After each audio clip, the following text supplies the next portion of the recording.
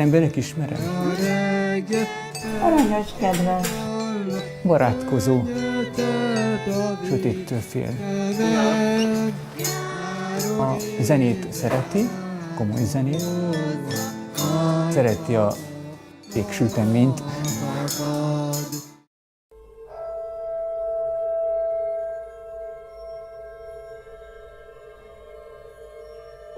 Nekünk ez kicsikorunktól kezdve természetes volt, hogy van egy sérült testvérünk. Elmentünk bárhova, ő egy pillanat alatt megoldotta ezeket a helyzeteket, mert ő mindenkivel rögtön jóba lett, egy pillanat alatt kapcsolatot teremtett. A Tamás 10 éve, vagy kb. 8-10 éve él otthonban. Tehát ő a családban nevelkedett föl, családban élt velünk együtt, és aztán az anyu, amikor hát ugye idősödött, akkor próbált neki egy olyan otthont keresni, ahol majd azért a Tamás élhet. A szülők halála után minden hétvégén valamelyik testvér viszi haza. Tehát péntek, szombat, vasárnap ő családi környezetben van. Nem volt akkora trauma a Tamás részére édesanyja halála, mert már megvolt a saját kis birodalma, megvolt a munkahelye, egyedüli, aki ebből az otthonból dolgozni jár. 8-tól 9-ig átöltözés, áhított reggeli. Próbáljunk erre figyelni, hogy vegyük észre egymást, vegyük tudomásul, hogy mi együtt töltjük a napjainkat, életünknek egy nagy részét, és hogy tudjunk igazán örülni egymásnak, segíteni egymást, észrevenni egymást.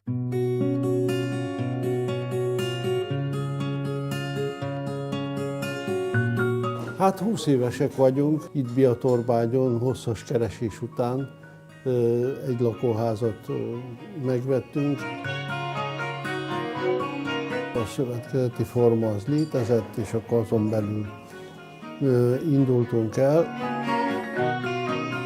A szülők jelentkeztek tulajdonképpen, hogy olyan nagy szükség lenne egy egész generáció számára, hogy valami megoldást találjunk, meg befejeződik a segítőiskola időszaka, és akkor hát jó lenne, ha dolgozhatnák, vagy intézetbe kell őket küldeni. És akkor kapaszkodtunk össze öten.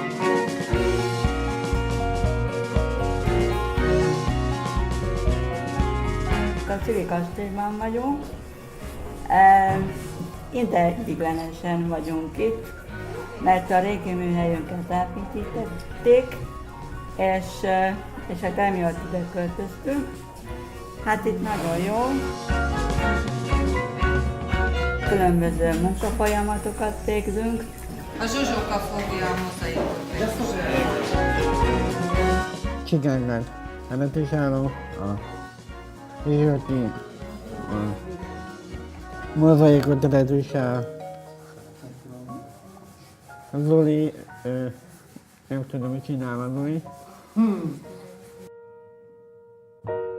Hát nem a legügyesebb dolgozónk, az az igazság. Nagyon egyszerű kis munkákat lehet rábízni, és mégis szorgalmas. Szóval az, hogyha most munkavezető azt mondja, hogy ezt csináld, és akkor ő azt egész nap sokszor kicsit túlzásba is viszi. Hát nagyon szeretjük őt. Egy kicsit sztár a Tamás. Úgy érzem, hogyha egyszer valahova egy példaképet kéne állítani, hogy tud alakulni egy sérült ember sorsa, akkor az ő lenne.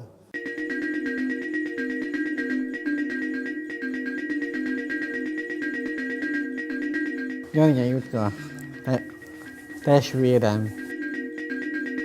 Fellépésre megyünk. Szüleimnek fontos volt, hogy zenéljünk, tehát mi nekünk otthon volt egy zongoránk, és minden testvérem megtanult zongorázni. Kicsikorunktól kezdve kórusba jártunk, meg énekeltünk, zeneakadémiára jártunk, tehát a zene az mindig benne volt a családban. A Tamás is ebben nevelődött bele, és egyébként a Downosokra jellemző, hogy jó hallásúak, meg muzikálisak. Úgyhogy a Tamásnak is ez a furulja teljesen magától tanult meg furujázni. 10 vagyunk, parafoniával. Színpadra megyünk, zenélünk.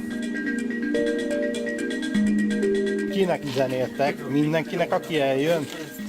Igen. De nem karácsonyi énekeket. Nem. Vivaldi. Mi a? Beethoven.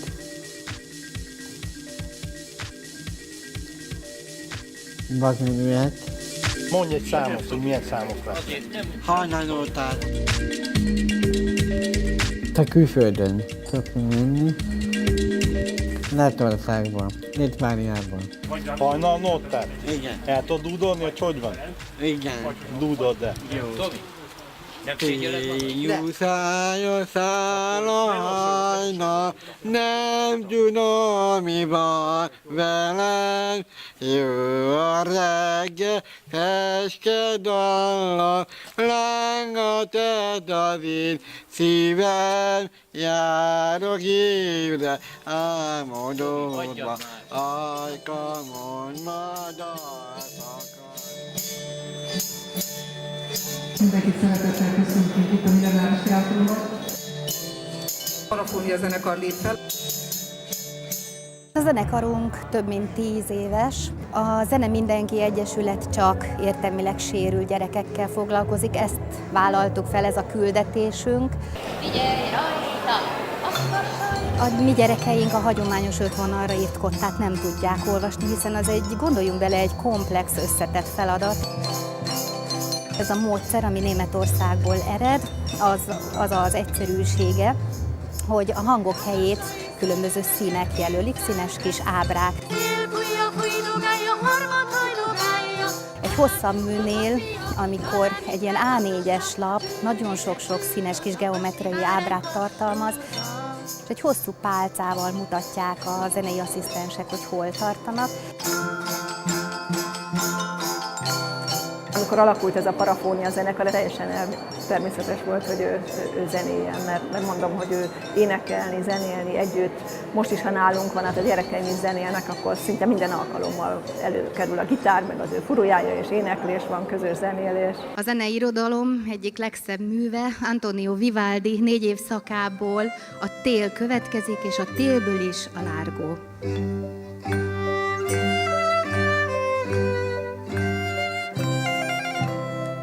Olyan szerencsések vagyunk, hogy most már nem csak itthon kapunk itthon a hazai berkekben kapunk meghívásokat, hanem országhatáron kívül is. Nagyon sok helyen jártunk már és muzsikálhattuk, és vittük tovább Magyarország fogyatékosok zenei tanítását, nevelését.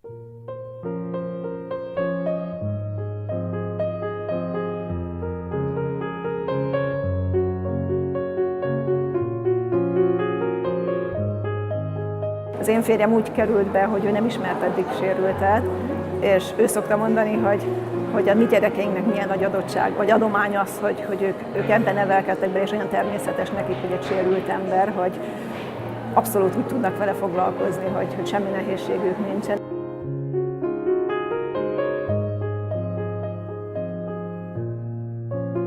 A kisebb gyerekem a Nem adom fel alapítványnál dolgozik, mert neki ez olyan természetes, hogy valaki most vak vagy éppenséggel mozgássérült vagy látássérült, ez abszolút nem jelent semmi gondot.